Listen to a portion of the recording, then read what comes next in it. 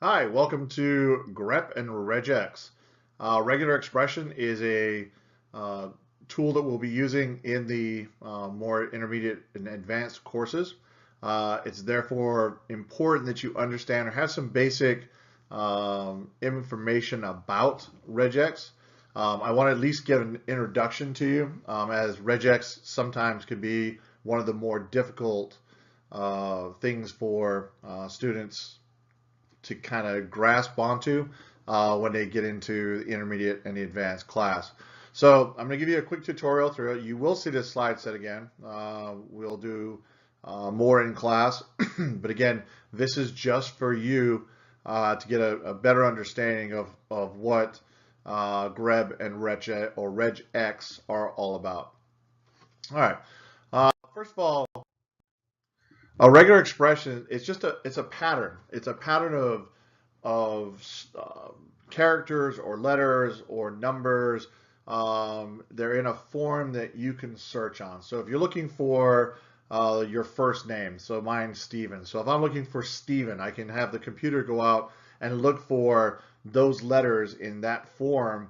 And when it finds those letters in that form, Stephen, it recognizes that as the word that I'm looking for, and it brings back a result in my program. So I can put in any keyword, or I can put in any number, or I can put in any single item for it to go out and look for. And you typically see this when you're talking about your watch lists and you're talking about other types of lists that go out and do what they call that syntactically correct lookup. Okay. Um, and if I'm going to do a basic search like that, I can use the standard autopsy to go out and do a basic search just for a single word. I don't have to do any manipulation of it.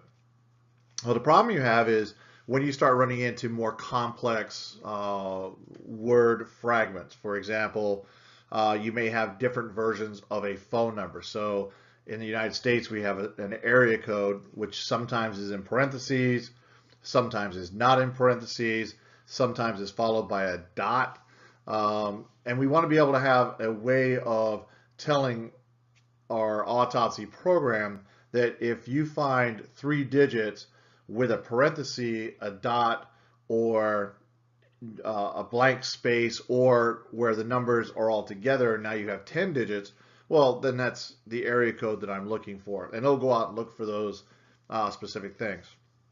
If I'm looking for a specific formula, and I have a very specific complex set of groupings of chemicals that have to be in line by their chemical name or compound, etc. I could go out and I could look just for that, and I could tell a grep expression or a regular expression to go out and all those items together. So when it put all those items together, I would know I have a certain type of explosive, for example. So regular expressions can be really important to us. Okay, some of the fundamental parts of the regex are the ability for you to use wildcards, and then also how many times you want it to exactly match the preceding item in a string.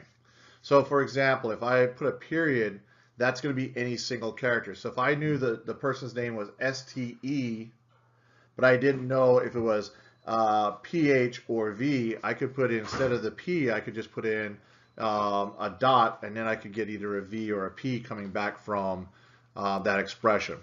Um, I can put in, is the preceding item a question mark? I can use this for matching optional characters prior to the actual collect or the actual word that I'm looking at. Um, the plus sign means I can match this multiple times to the preceding item. Then I can use the end numbers to say how many times preceding. So for example, if I had Mississippi and I didn't want to have to keep writing SS and I in PPI, I could do S plus, and it would match one more time that letter from prior. Okay. These are all things that we're going to create, and then we can save these as expression lists. So when I want to go into my notepad or whatever text file I keep my string searches in, I can take that string search out.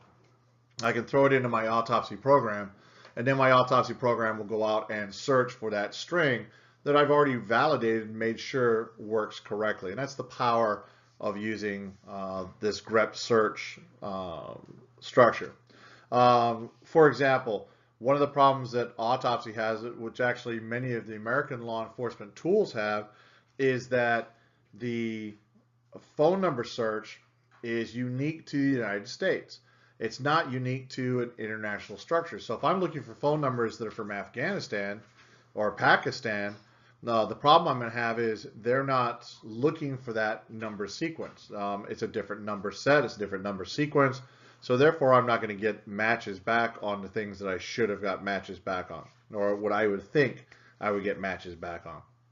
So I've got to be able to go in and add those in there, and we can build an international. In fact, in class, you're going to bring or build an international number lookup, so you can go out and you can do multiple countries looking for different things. Then we have something called classes, and anytime I put brackets around a character set, or anytime I put brackets around something, I create what's called a class. And what a class does is a class allows me to segment searches and then put those searches together. For example, I could say if a phone number has an area code 727, or if an area it doesn't have an area code, go ahead and find a match for either a 10-digit phone number or a 7-digit phone number. And by using the alnum, I can look for letters that are 0 to 9 or A to Z, and I can look for uppercase A to Z, and I can look for lowercase A to Z. And both of those are different. I can also look for blank characters. I can look for control characters. And I have a lot of very finite control within my application to create a very specific logic sequence that would allow me to go through and capture information from the actual files that I have in my autopsy.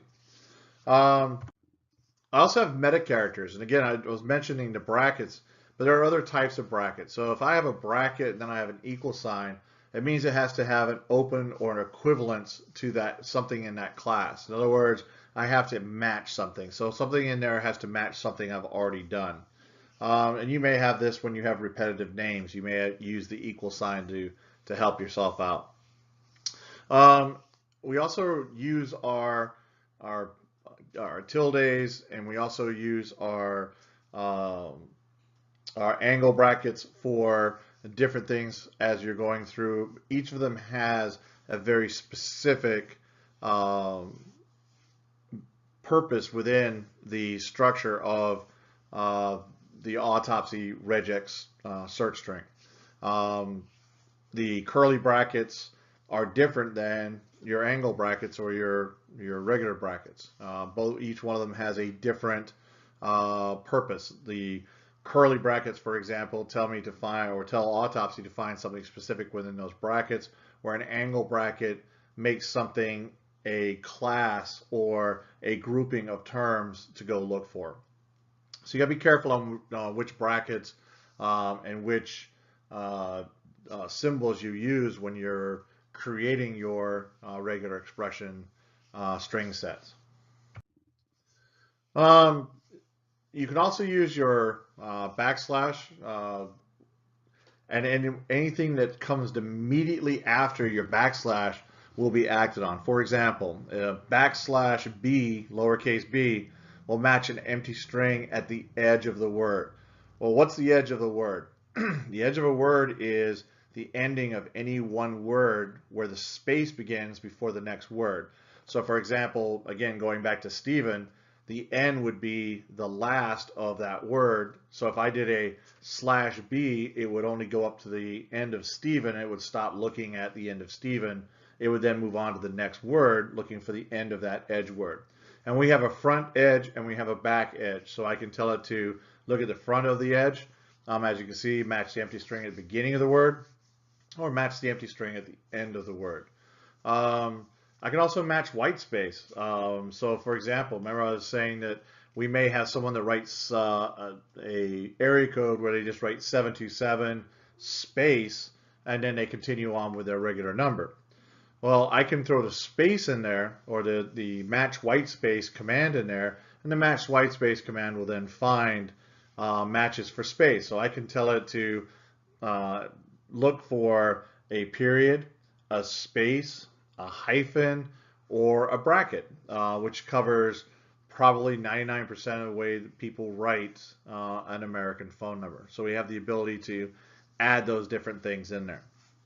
Um, as we go through and as you go through the class, you're going to learn that there are lots of ways you can combine these, and you're going to start doing what's called Boolean math. And Boolean math is nothing more than taking these symbols and all of these different things and putting them into a structure which allows it to go through the data set looking for matches. Okay, and we call that, again, we call that Boolean math, and it's based off of three base find types. It's your and, or, and not. And is if and something else, or is this or something else, and not is this not something else. So I could say, for example, Stephen and Pearson, and then it would find any combinations of Stephen Pearson. I could say Stephen or Pearson, and then it would find any combinations of Stephen, and then it would also find all the combinations of Pearson. So I'm going to have probably a greater amount of finds because I'm looking for not just a set of words, I'm looking for either or. So that usually brings back more objects in the search. I can also do not. So I can say Stephen not Pearson. So Stephen not Pearson would bring back all the results with my name that were not associated to my last name of Pearson. So Stephen not Pearson would bring back, Stephen Covey or Stephen Jones, other Stephens, or it would just bring back a blank Stephen in a sentence. Okay, but if there was Stephen Pearson, then it would not bring back a search result, and you would not have a match. The caret and the dollar sign, these are what are called meta characters or anchors, and we use these inside of our text to put down a single letter or item that I'm looking for. So for example, if I'm trying to anchor a specific starting point or an ending point within a search string, I can put the dollar in there, and when it gets to the end of the word, for example, it will find whatever it is I'm looking for based on the anchor that I put in my search string. So I can put in Stephen dollar sign, and it knows that at the end of Stephen, that dollar sign anchors that, makes that the end of a word or the end of a line, and I can force it to then look for other things. So if I had Stephanie, well, the N-I-E could be taken out with a dollar sign between the two ends, and that would allow me to then just look for Stephen.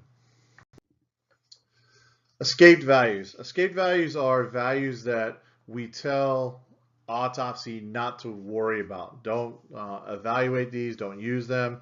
And these are typically all of our class objects. So you have your period, your backslash, your bracket, your caret, dollar sign, apostrophe, wildcard, or and then the word initial. These are all very special words in the autopsy language, and we need to make sure that we escape them. And what that means by escaping those is we put a slash in front of them, and it tells the autopsy program that yes, this is a special character. And when we look at the autopsy string here in a few minutes, you're going to see where that really comes to play. You're going to see where that really takes advantage of some of the power that autopsy has by allowing you to specifically state what are going to be control codes within your non-regular expression. So this little example here. to search for Jane Smith or Jack Smith. If I put in the word Jane and I put in just regular parentheses around it, and I put in the pipe command, when I put that pipe in there, that's going to add those two together. So if I'm looking for Jack or Jane Smith, by putting that pipe in there, that pipe allows me to do the OR command. And as you can see right between these two right here, let me change this to a pen. As you can see right here is my pipe command. That's my OR for this word. So Jack or Jane would be found in the Smith. If I want to ensure that matches, if a tab is between the first and last name. So if someone, for example, is creating a list and they put in Jack or Jane and they put a space or a tab in there for Smith, I can make sure they do that by using the class right here. And that class allows me to then see the Smith directly after that space. And that will force a space in there. So now it's going to have to find Jane and Jack with a space, and then it will find Smith. Okay. Otherwise, it would find Jane or Jack Smith with or without the space. Because as you can see up here, I've left a space in there. Okay. Well, to not have an interpretation issue, by adding the space command right here, this space command tells it that there is a space there and to only evaluate those that have a space. So Jane or Jack Smith altogether would not be found. To search for Jane Smith or Jane and Smith. So in this one, what I'm doing is I have Jane, which is being just basically written out. So autopsy is going to go look for the exact word Jane. Then I put in my brackets here, or my parentheses here. I put in my and I put in uppercase A, N-N-E. So it's going to go out and it's going to evaluate Jane or Ann, looking for Smith. And this time I'm using the question mark. So I'm going to say Jane or Ann, looking with a Smith. Okay, and then I can also add in, to make it a little bit more readable for autopsy and make it easier for them, Jane or Smith or Jane, bracket. Now I'm going to create my class. So I've got my space class here. So I'm just going to put a space between Jane and Ann. And then I have the word Ann. So I have Jane, space, Ann. So I had to hit, there's a space bar here or a tab. Okay, and then this is going to look for a conjunctive here, which is space Smith. So I'm expecting that someone would use their last name, or excuse me, use a space in front of their last name. So that example, or this example, is kind of an example of how we would use autopsy to go out and find what we would consider to be more complex. Now you're probably saying, well, why don't you just type in Jane Smith? Well, I could, but I wouldn't be able to find Jane and Smith. So it would actually miss this one here, because Jane Smith, if you put it in as a syntax, would look for Jane space Smith. Well, this is Jane and Smith, so therefore your search would fail and it would miss that word. So using Boolean math allows us to give if statements to the logic of the search. So I could say if or, if and, or not. Okay, I have different ways of being able to express myself. And with those three commands, you open yourself up to a pretty robust environment for being able to go out and search for things. So this is a phone number search in autopsy. And you can see that what autopsy does, and I've colored everything out for you, but you can see right here what autopsy does, it uses the controls to say all of these are special. Okay. Now, the nice thing is in the newer autopsy, you don't have to do that anymore. This is automatically done for you. So I don't have to go in and do // on everything and / at the end. So it, basically unchecks it. So what I'm doing is creating a class in between these I'm sorry, I went down a little bit too far there. So I'm creating a class here because these are my class brackets. There's one here, and I have my closing class bracket right here. So everything in between these two brackets becomes a class. So this is the slash bracket, or I get better to do slash bracket. Okay. Then I go into the actual search, and it says, here's our parenthesis, and here's our actual class. It says 0 through 9, so I'll find any number 0 through 9. And now I have my curly brackets, and what the curly brackets is using is the N command.